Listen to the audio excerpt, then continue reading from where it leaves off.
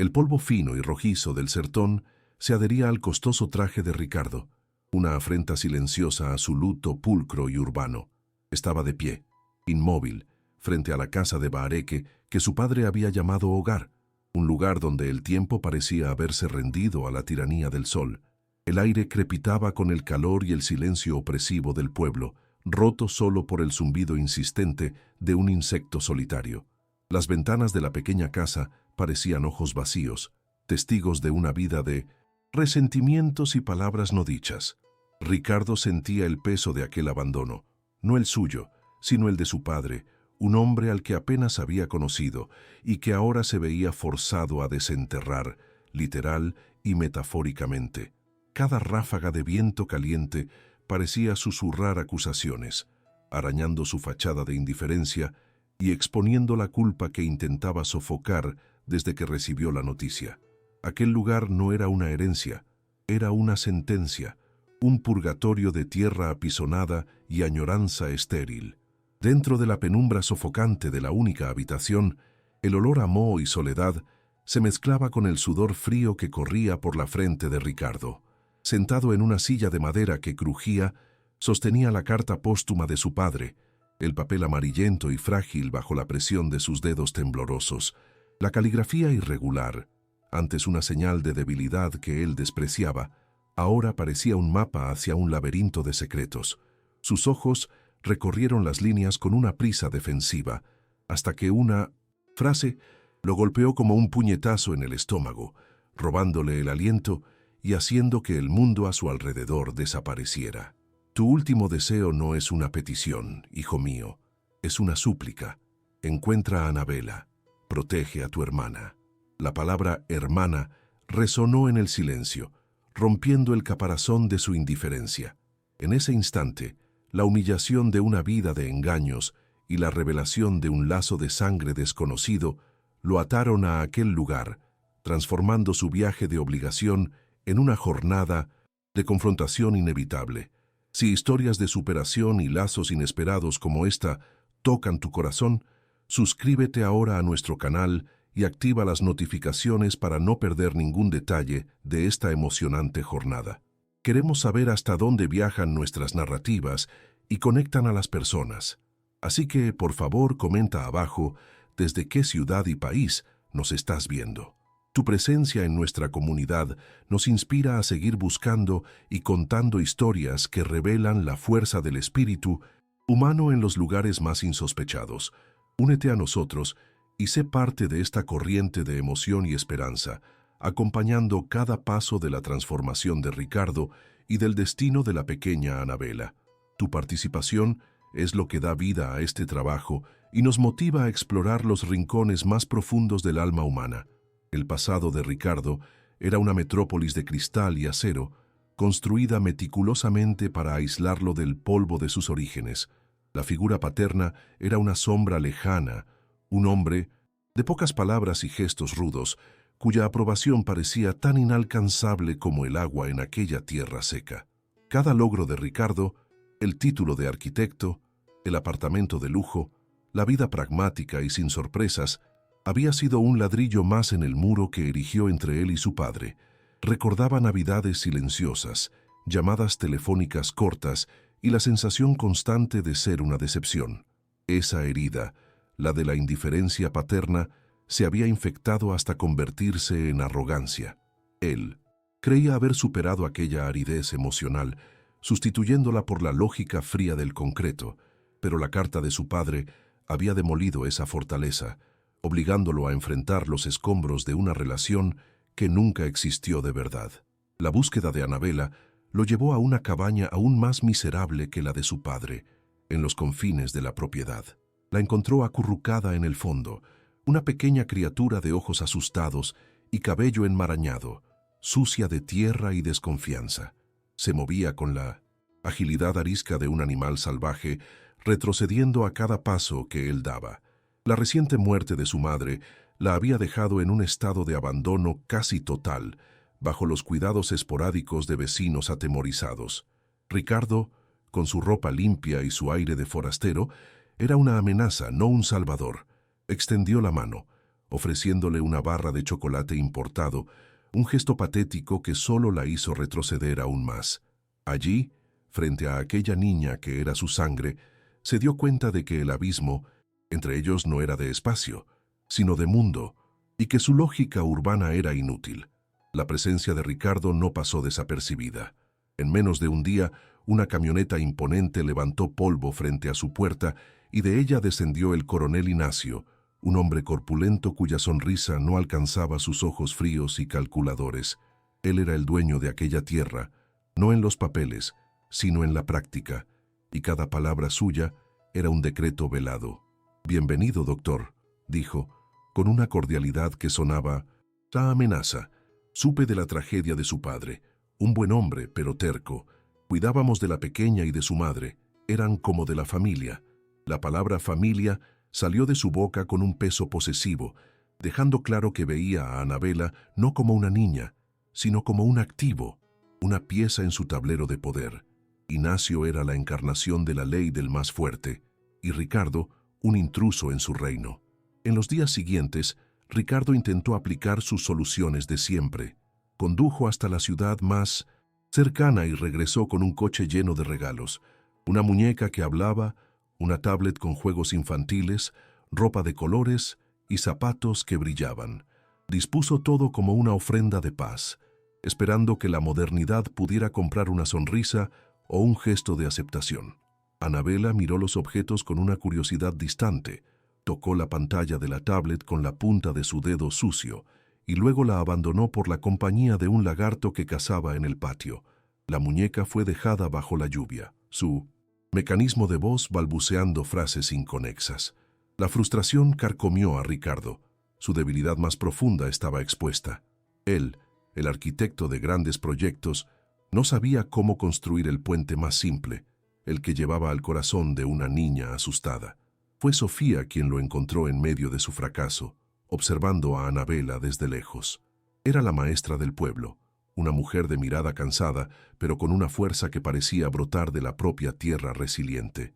«Ella no entiende tu idioma», dijo Sofía, acercándose sin alarde. «Las cosas que traes no tienen valor aquí».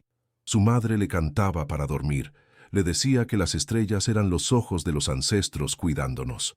Sofía no lo juzgó. En cambio, le ofreció un atisbo del mundo que necesitaba entender. Le contó sobre la amistad con la madre de Anabela, sobre la bondad del padre de Ricardo, que siempre compartía su agua, y sobre el miedo que todos sentían por Ignacio, un miedo tan seco y constante como la propia sequía. Ella se convirtió en la traductora de un dialecto que Ricardo necesitaba aprender desesperadamente, el de la empatía. Una noche, la fiebre se apoderó del pequeño cuerpo de Anabela. Temblaba y gemía, perdida en delirios. La curandera local ofreció tés de hierbas que poco sirvieron. Desesperado e inútil, Ricardo sintió que el pánico lo invadía. Recordó su propia infancia, a su madre poniéndole paños fríos en la frente. Pasó toda la noche junto a la cama improvisada, cambiando la compresa de agua fresca, sintiendo el calor febril irradiar de la piel de la niña. No había medicamentos caros, ni médicos de renombre, solo un gesto simple, un cuidado primitivo. Al amanecer, la fiebre cedió. Anabela abrió los ojos y lo vio allí, exhausto. Por primera vez, no se apartó cuando él tocó su rostro para sentir la temperatura. En aquel silencio se selló una tregua, una minúscula semilla de confianza finalmente encontró suelo fértil para brotar. La noticia del forastero que cuidaba a la niña corrió por el pueblo y eso no le agradó al coronel Ignacio. La presión comenzó de forma sutil pero eficaz. Un día, Ricardo fue a buscar agua al pozo comunitario y le informaron que una nueva regla se lo prohibía, ya que no era un residente permanente. Después, la pequeña tienda local de repente no tenía más la leche que a Anabela le gustaba. Los secuaces de Ignacio pasaban frente a la casa a baja velocidad, el sonido del motor una intimidación constante. Empezaron a correr rumores. El hombre de la ciudad era un aprovechador. Estaba allí solo para vender las tierras a un gran conglomerado y dejar a la huérfana a su suerte. Ignacio no necesitaba la violencia directa. Era un maestro en aislar a sus enemigos convirtiendo a la comunidad en un arma silenciosa contra ellos. La electricidad en el pueblo era un lujo inestable. En una noche de apagón total, la oscuridad que descendió sobre la casa era absoluta, espesa y llena de sonidos extraños de la caatinga. Ricardo encendió una vela, cuya llama danzante proyectaba sombras monstruosas en las paredes de barro. Anabela, que hasta entonces había estado quieta en su rincón, se acercó y se sentó cerca de él, algo que nunca había hecho. Con una voz que era poco más que un susurro, preguntó: ¿Tú también le tienes miedo a la oscuridad? Ricardo, despojado de sus defensas urbanas, de su arrogancia y de sus certezas, miró a la pequeña figura a su lado y encontró la única respuesta posible: la verdad. Sí, admitió, con la voz entrecortada. Tengo miedo de no saber qué hacer para protegerte. En esa confesión, la vulnerabilidad se convirtió en el puente que tanto había intentado construir. La humillación llegó a caballo. Al intentar montar el viejo animal de su padre para ir al pueblo, Ricardo fue torpe y se cayó, para la risa mal disimulada de algunos secuaces de Ignacio que observaban desde lejos. Ese momento fue la gota que colmó el vaso. Tragándose el orgullo, buscó a C, un viejo vaquero arrugado por el sol, que había sido el único amigo de su padre. C no solo le enseñó a cabalgar, sino a entender al animal, a sentir el ritmo de la tierra bajo sus pies. Aprender a mantener el equilibrio en la silla se convirtió en una metáfora de su propio viaje. También aprendió a reparar la bomba de agua de la propiedad, un mecanismo oxidado que parecía tan roto como su propia alma.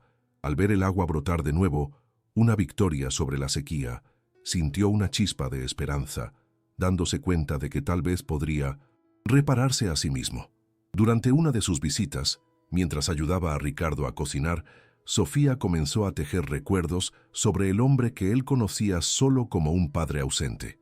Le contó que visitaba a Anabela y a su madre a escondidas, llevándoles comida y medicinas. Describió a un hombre atormentado por la culpa y el miedo a Ignacio, a quien le debía un antiguo favor que lo mantenía bajo su yugo. «No te abandonó por falta de amor, Ricardo», dijo Sofía, con voz suave. «Se exilió aquí para proteger a todos. Te amaba a ti y amaba a esta niña, pero el miedo lo paralizó». Las palabras de Sofía no borraron las décadas de resentimiento, pero abrieron una pequeña grieta en la armadura de Ricardo, permitiendo que la luz de una comprensión tardía entrara, revelando la imagen compleja de un hombre quebrado y no solo cruel. Inspirado y sintiéndose parte de algo por primera vez, Ricardo tomó sus cuadernos de arquitectura y, con la ayuda de C y otros pocos residentes que se atrevían a desafiar al coronel, comenzó a diseñar un pequeño embalse para captar la escasa agua de lluvia.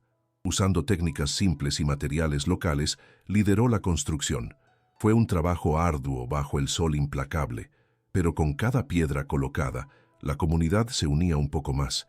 Ver el proyecto tomar forma, un oasis de esperanza en medio de la aridez, le dio a Ricardo un sentido de propósito que ningún rascacielos le había proporcionado jamás.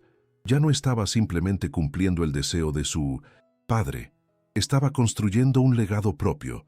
La finalización del embalse se celebró con una fiesta silenciosa, un acto de rebeldía que llenó los corazones de los oprimidos con una valentía recién descubierta. La respuesta de Ignacio fue rápida y cruel. La pequeña victoria de la comunidad era una afrenta directa a su autoridad y necesitaba aplastarla. Al amparo de la noche, sus hombres más leales fueron a la propiedad de Ricardo y vertieron veneno en el pozo particular, la misma fuente de agua que él había reparado con tanto esfuerzo. No se atrevieron a tocar el embalse comunitario, pues eso sería una declaración de guerra abierta. El objetivo era personal. Ignacio quería golpear a Ricardo donde más le dolía, atacando no solo su trabajo, sino su capacidad de proteger a su nueva familia. El acto fue una demostración de poder brutal, un sombrío recordatorio de que, en aquella tierra, la esperanza era una planta frágil, fácilmente aplastada bajo las botas de la tiranía. La maldad del 1900 coronel ahora tenía un sabor amargo y mortal. El veneno actuó rápido en el pequeño cuerpo de Anabela. La fiebre regresó, esta vez acompañada de convulsiones. Los tés de la curandera eran inútiles contra la química de la maldad. El pánico helado se apoderó de Ricardo. El médico más cercano estaba a horas de distancia, por un camino de tierra traicionero y mal señalizado. Sin dudarlo, la envolvió en una manta, la subió a la vieja camioneta de su padre y aceleró en la oscuridad. Cada bache del vehículo era una tortura. El llanto débil de Anabela un cuchillo en su corazón. La carrera contra el tiempo era también una carrera contra sus propios demonios. La culpa, la impotencia, el miedo a fallarle a ella, como sentía que su padre le había fallado a él. La luna parecía un espectador indiferente mientras él conducía, rezando a dioses en los que no creía. El envenenamiento del pozo fue un error de cálculo de Ignacio.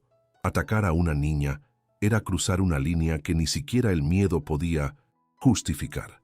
El acto que debía solidificar su poder acabó por plantar las semillas de una rebelión silenciosa.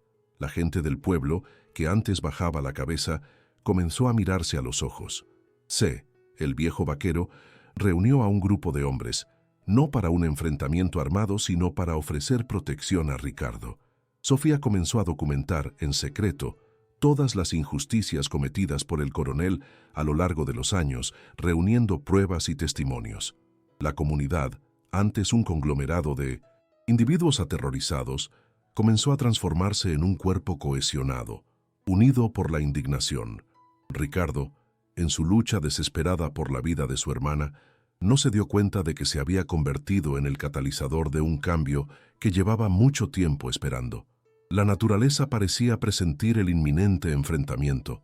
Nubes oscuras, pesadas como el plomo, se tragaron el cielo azul del sertón, y el viento comenzó a aullar entre las rendijas de la casa, un lamento agorero.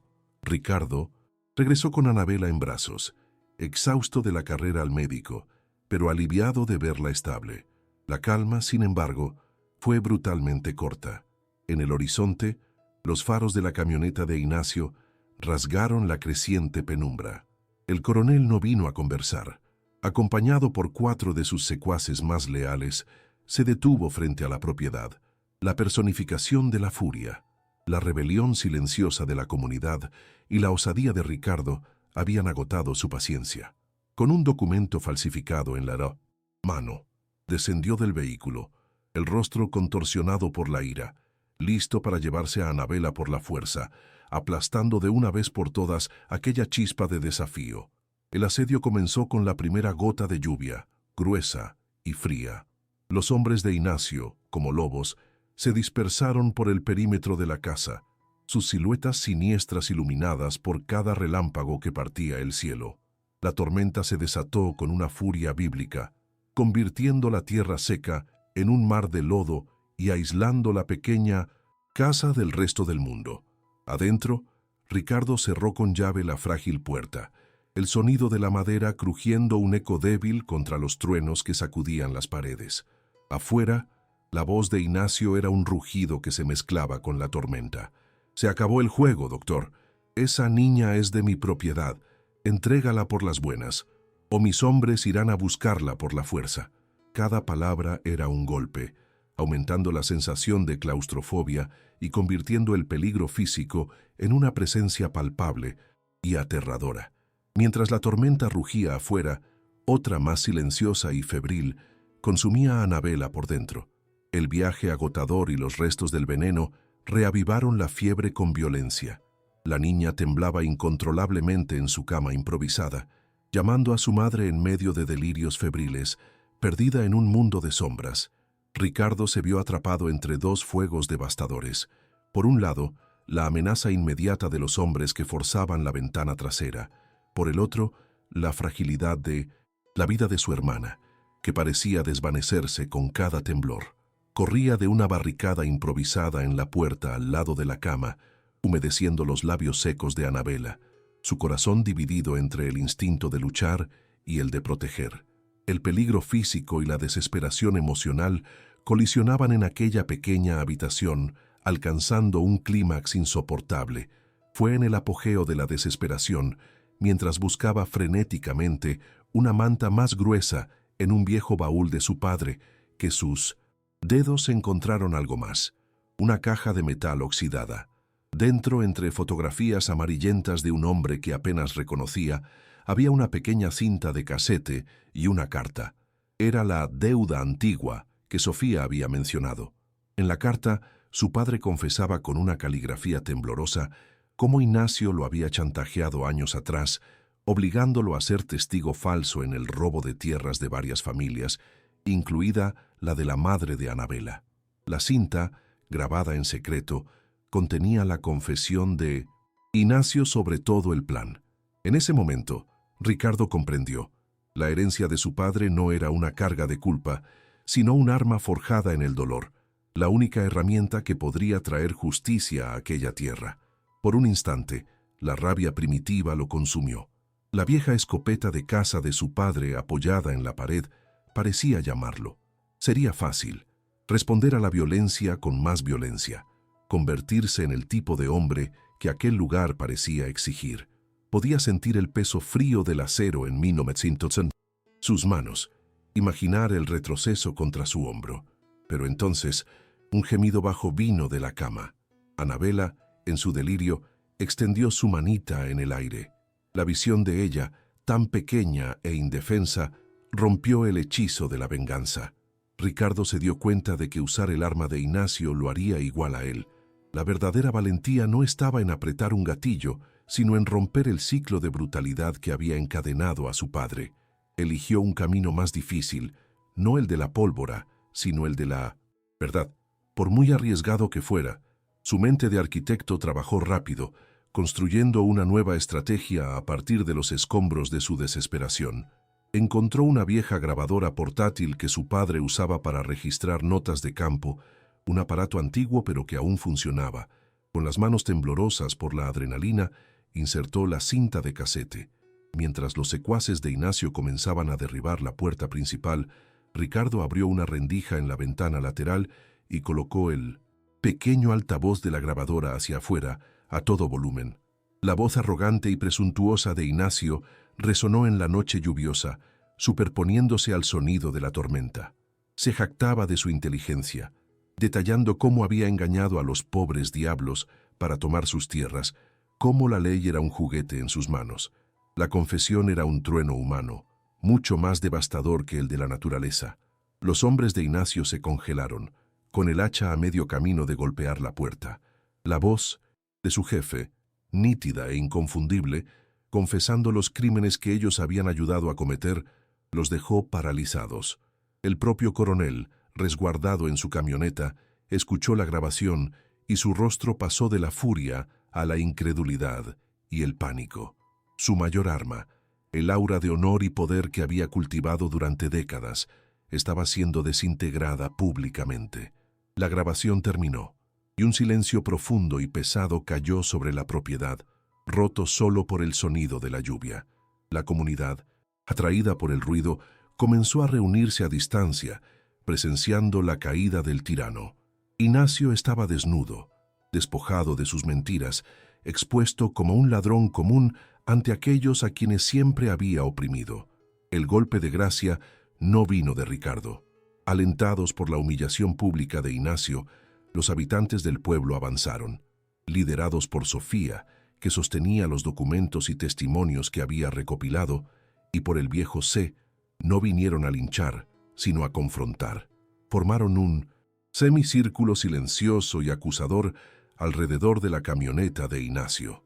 No había gritos ni amenazas, solo el peso de docenas de miradas que ya no demostraban miedo, sino un desprecio frío y justo. Uno por uno, dieron un paso al frente, cada rostro una historia de pérdida e injusticia causada por aquel hombre. Desmoralizado, derrotado no por una bala, sino por la verdad, Ignacio vio su imperio de miedo derrumbarse, sepultado por el coraje colectivo de sus víctimas. Con la amenaza exterior disolviéndose, Ricardo corrió de vuelta a la cama de Anabela. La fiebre parecía haber cedido. Ella abrió los ojos y por primera vez estaban límpidos, sin el velo de la enfermedad o del miedo. Miró su rostro cansado y sucio y susurró con una voz débil pero firme: «No te fuiste». Ricardo sintió las lágrimas que había contenido durante toda una vida rodar finalmente por su rostro. Sostuvo la pequeña mano de ella, un gesto que ahora era natural, instintivo. «Nunca me iré», respondió, con la voz embargada por la emoción. «Soy tu hermano, estoy en casa». En esa promesa no solo estaba reclamando su parentesco, sino aceptando su identidad, sanando la herida de su padre y encontrando su verdadero lugar en el mundo. La mañana siguiente a la tormenta amaneció limpia y llena de promesas. El aire, lavado por la lluvia, olía a tierra mojada y a renovación. El sol despuntó en el horizonte, no como un tirano, sino como una caricia dorada sobre el sertón revigorizado. Ricardo no hizo las maletas. En cambio estaba afuera, descalzo en el lodo, observando el paisaje con una mirada que ya no era la de un forastero, sino la de alguien que pertenecía a aquel lugar. La decisión floreció en su pecho con la misma certeza del sol que nacía. Se quedaría. Esa misma semana, usó su dinero no para comprar un billete de vuelta, sino para contratar a un abogado e iniciar el proceso legal de adopción de Anabela, transformando la obligación de un testamento en un compromiso del alma, asumiendo el papel de padre que él mismo tanto había extrañado. Los meses que siguieron fueron de una reconstrucción lenta pero constante. Las tierras de Ricardo, antes un símbolo de su resentimiento, se convirtieron en el epicentro del cambio. Con la grabación como prueba irrefutable, las familias del pueblo, representadas por Sofía, iniciaron una acción judicial contra Ignacio, quien, despojado de su honor y poder, se vio obligado a devolver lo que había robado. Ricardo usó sus conocimientos para diseñar no uno, sino varios embalses, y ayudó a crear un sistema de riego que comenzó a transformar el árido paisaje.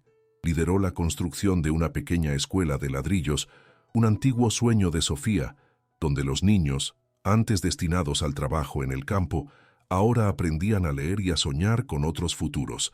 La comunidad, antes unida por el miedo, ahora estaba unida por el trabajo y la esperanza. La definición de familia para Ricardo fue completamente rediseñada. Ya no era una cuestión de sangre u obligación, sino de elección de presencia y de afecto.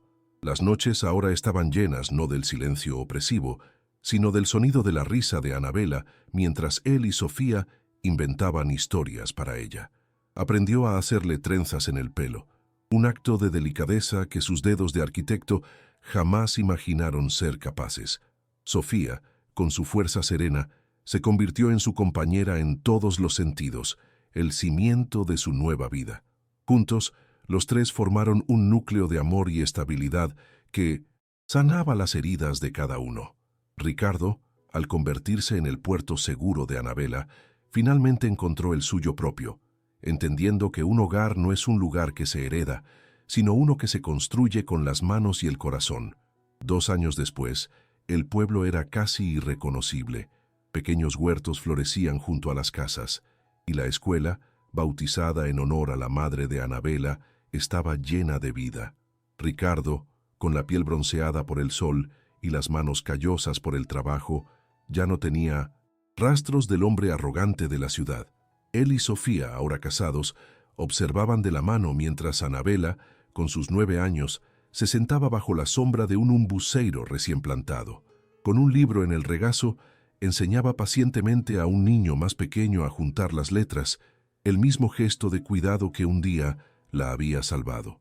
El ciclo de dolor, iniciado por generaciones de miedo y silencio, se había roto, reemplazado por un ciclo de conocimiento y esperanza, transmitido a una nueva generación que aprendería a florecer en aquel sertón.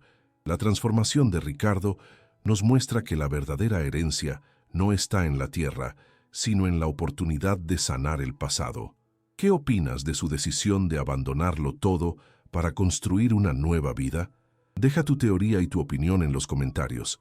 Si crees que el amor es la fuerza más poderosa para el cambio y que todo niño merece un hogar seguro, dale un me gusta a este video para que más personas puedan inspirarse con esta historia.